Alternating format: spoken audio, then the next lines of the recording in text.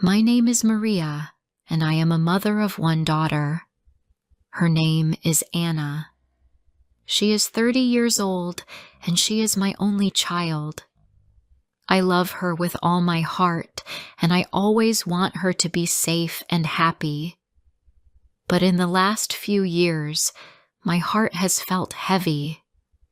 I worry about her day and night. I worry about her choices and the people she lets into her life. I worry because she keeps changing husbands, and every time she chooses a new man, things end the same way. She is hurt, she cries, and she comes back to me with a sad face and tired eyes. When Anna was younger, she was full of dreams. She always talked about a happy home, loving children, and a man who would stand by her side. She used to say, "Mom, I want a simple life. I want love that stays." I believed her. I believed she would find a good man, someone honest and calm, someone who would care for her the way she cared for others. But as she grew older, her life moved in another direction. She met men who did not respect her. She trusted them too fast.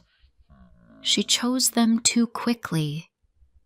Then she broke her life apart and tried again with someone new.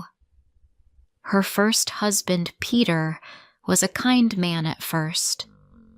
He brought flowers to our house. He smiled a lot. He worked hard and talked gently. But after 1 year, everything changed. He became cold. He came home late. He stopped talking to Anna, and the house felt like winter even in summer. I watched Anna cry on the sofa many nights. She tried to fix the marriage, but she could not fix a man who did not want to try. She left him after 2 years. She came home to me with her clothes in a small bag and her tears on her cheeks. I held her close and told her she would be okay. I hoped she would learn from this pain, but she did not learn. Only 1 year later, she met David. He was very different from Peter. He was funny and loud. He made jokes all the time. He liked parties and loved attention. I did not feel good about him from the start.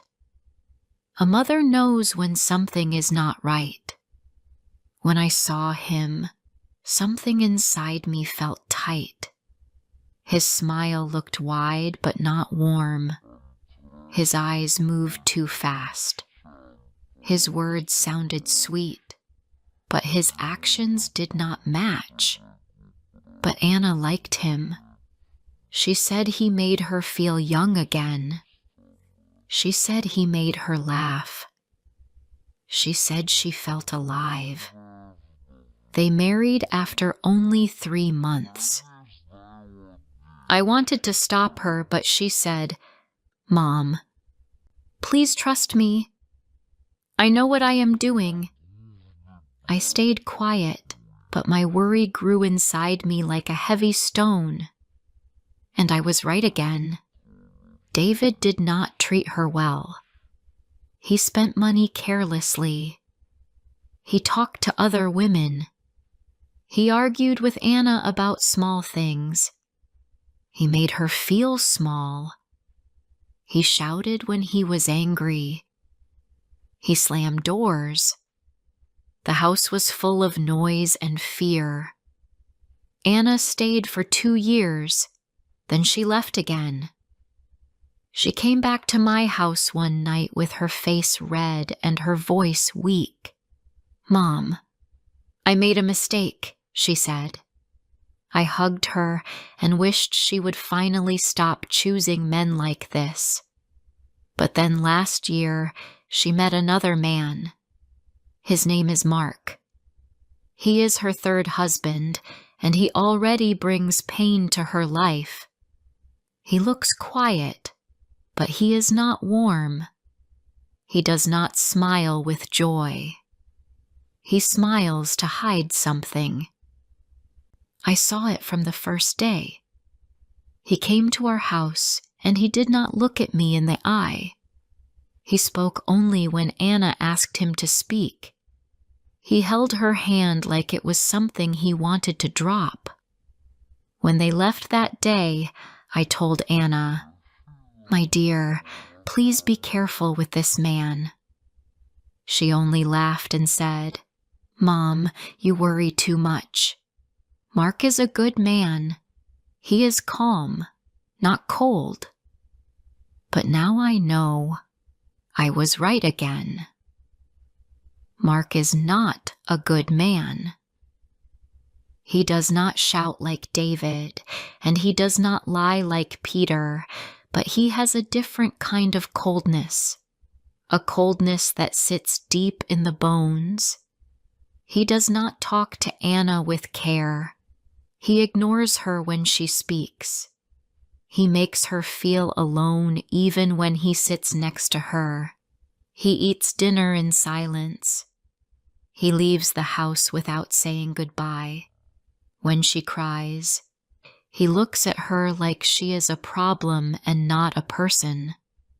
His silence is heavy like a closed door that she cannot open. Last week, Anna came to my house. She looked tired. Her eyes were dark and her hands were shaking. She tried to smile, but her smile did not reach her eyes. She sat at the table and I made her tea. When she held the cup, her fingers trembled. I sat next to her and asked softly, "My love, what is wrong?" She looked down at the tea and whispered, "Mom, Mark does not like me." My heart broke a little. I asked, "Why do you say that?" She took a slow breath and said, "He does not talk to me. He sleeps in another room.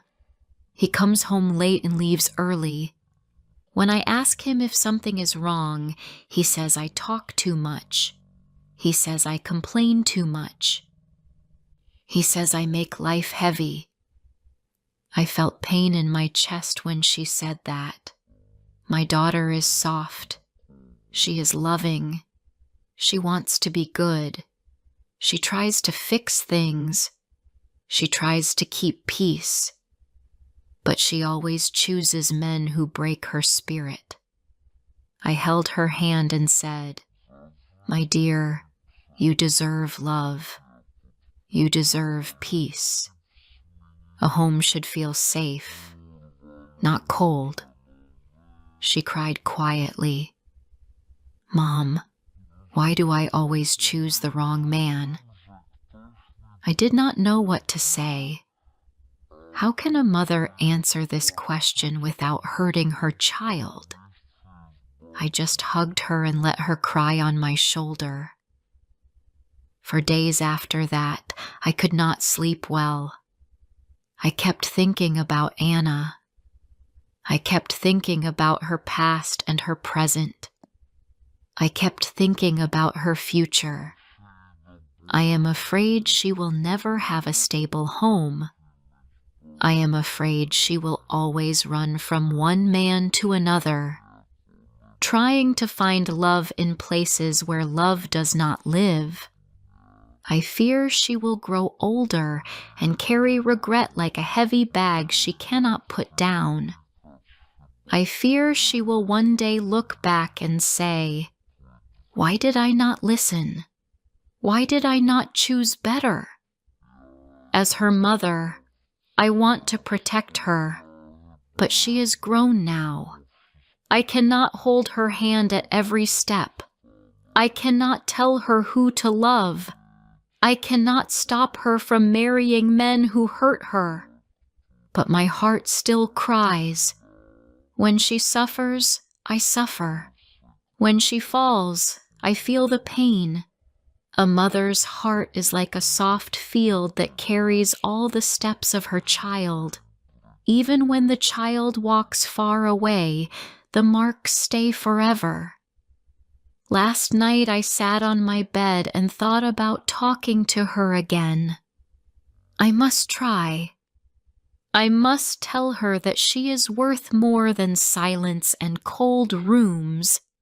I must tell her that she can leave if she is unhappy. I must tell her that she does not need to stay with a man who does not see her. But I am also afraid. I am afraid she will not listen. I am afraid she will think I am judging her. I am afraid she will push me away again. But I know one thing. I cannot watch her suffer in silence. I cannot let her walk the same painful path again. Tomorrow, I will visit her. I will sit with her. I will talk gently. I will try to reach her heart. I hope she will hear me. I hope she will understand. I hope this time she will choose peace. Before I continue rest of the story, please like, subscribe, share, and tell me where you are listening from. Your support means a lot to me. Now let's continue. The next morning, I woke up early. I could not rest well during the night. My thoughts moved from one worry to another. I kept thinking about Anna's tired face. I kept remembering her shaking hands. I knew she needed support, even if she did not ask for it. So I made a simple plan. I would go to her house. I would sit with her. I would listen to her. I would speak slowly and with care. I would remind her that she had a choice. I reached her home around 10 in the morning. The sky was gray and the air felt quiet. When I knocked on the door, Anna opened it slowly. She looked surprised to see me. Her hair was not brushed, and her eyes were swollen like she had cried again. She tried to smile, but it looked weak. "Mom, why are you here?" she asked in a soft voice. I touched her arm gently and said, "I came to see you." I felt worried. She stepped aside, and I walked in. The house was clean but cold. There was no warm feeling inside. The air felt heavy, like no one had laughed there in a long time. She made tea for us, and we sat at the small table in the kitchen. For a moment we did not speak. I looked at her face. She looked tired, older than her age. My heart ached. "My dear," I began, "you do not look well. Tell me what is happening." She looked at her hands and played with the edge of her cup. "Nothing special, Mom. It is just life. Marriage is hard." "Yes," I said gently. "Marriage is hard. But it should not break you every day." She raised her eyes and looked at me. I saw pain in them. Pain she was trying to hide. "Mark is not a bad man," she whispered. "He is just quiet. He does not show feelings easily."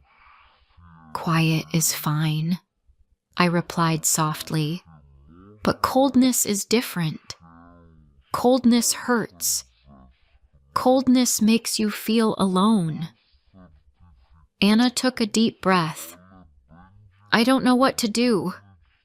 I am afraid to leave again." I already failed twice.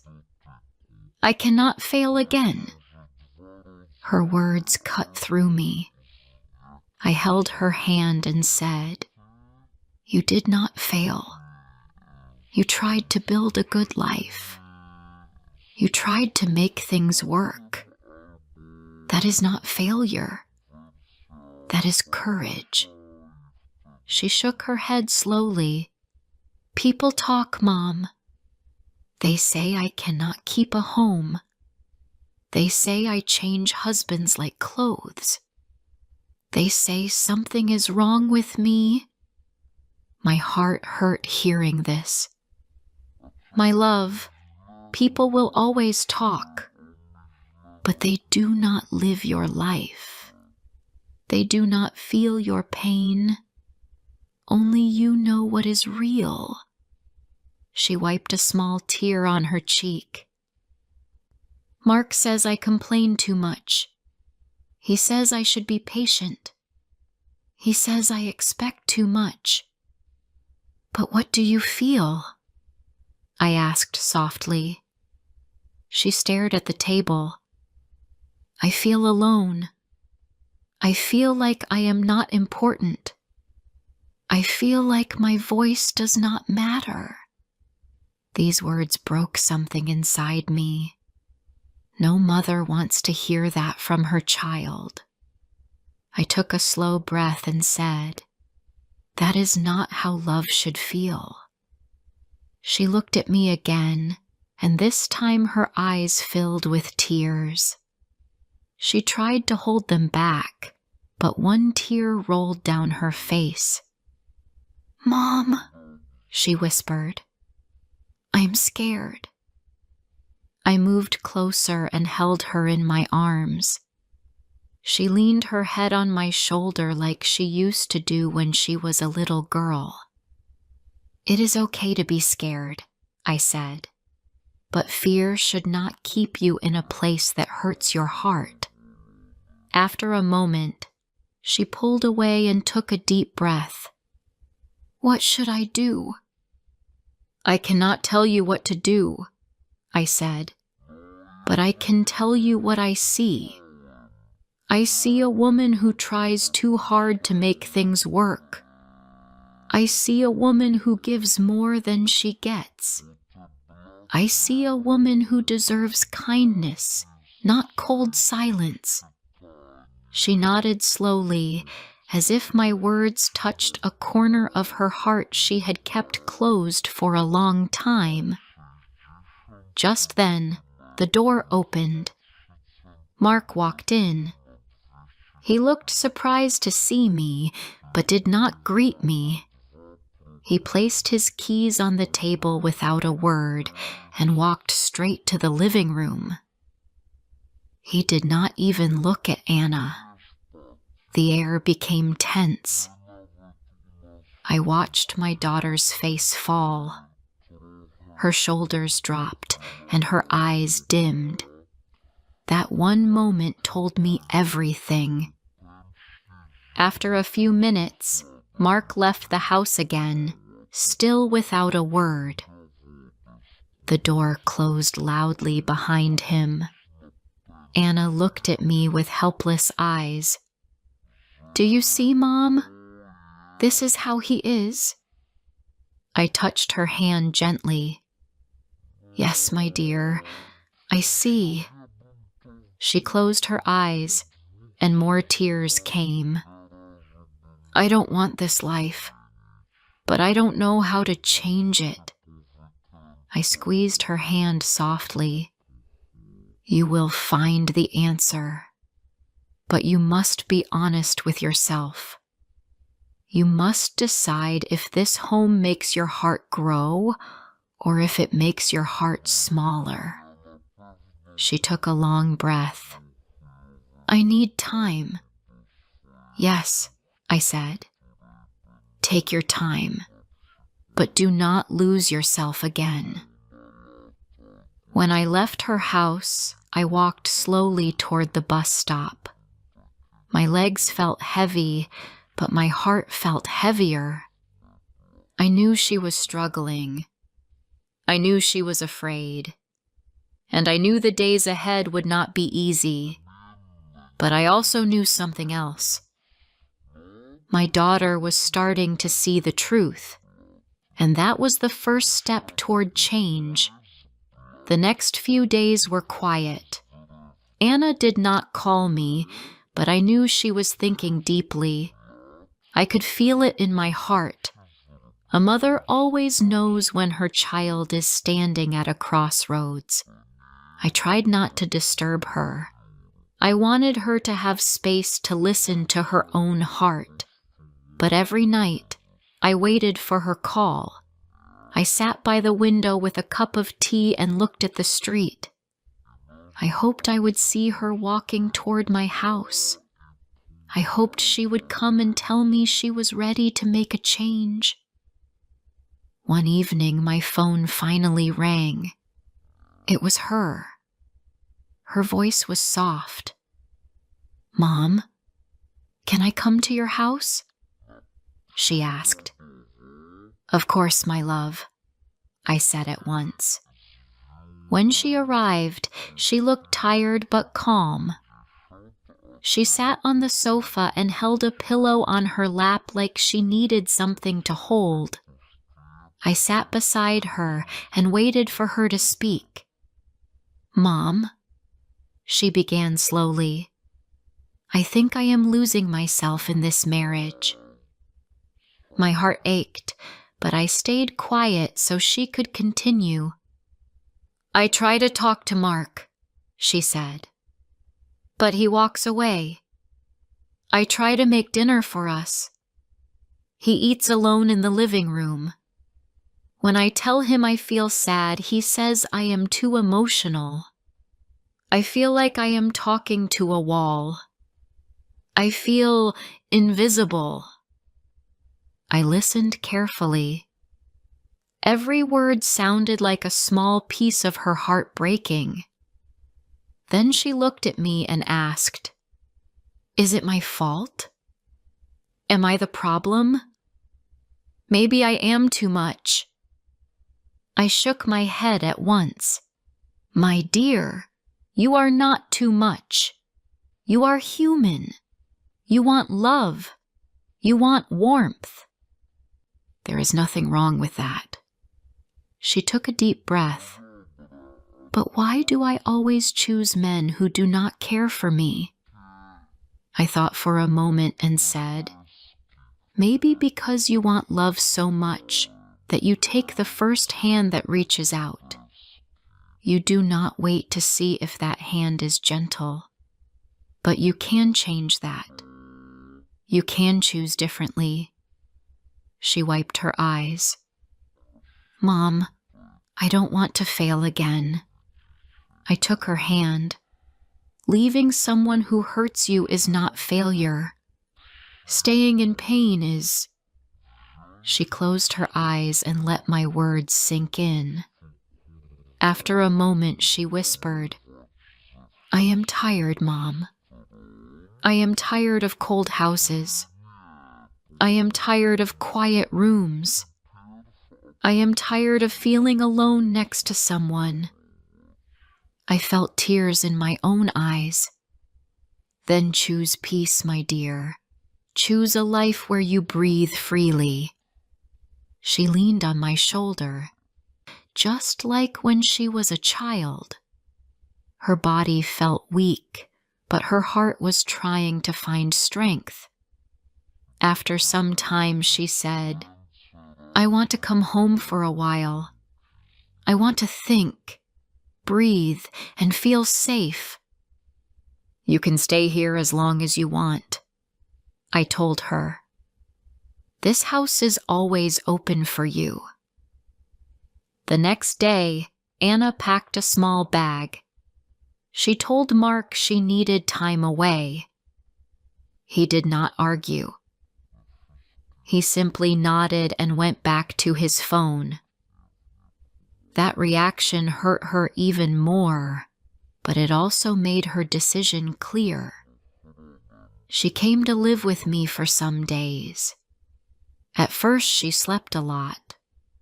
She cried a little, She spoke softly. I did not push her to talk. I cooked her warm meals. I sat with her in the evenings.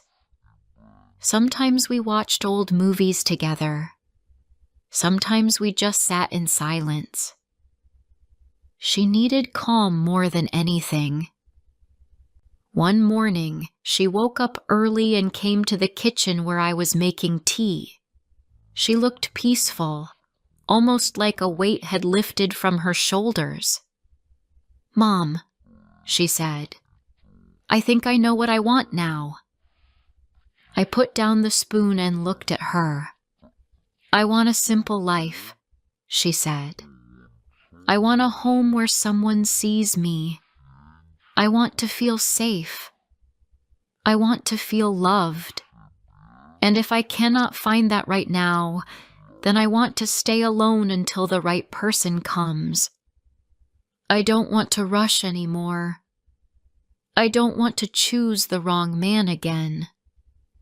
I smiled gently. "That is a wise choice, my love." She nodded. "I want to talk to Mark. I want to end things. I don't hate him. I just don't want to live in cold silence." I held her hand. "I am proud of you." Later that day, she went to meet Mark. I waited at home, my heart beating fast. After 2 hours, she returned. She looked calm. "It is over," she said softly. "He did not fight. He did not ask me to stay. He just said, 'Do what you want.' And I knew I made the right choice." I hugged her tightly. She did not cry. She looked free. That night, as we sat together, she said, "Mom, thank you for being my home. Thank you for not giving up on me." I kissed her forehead.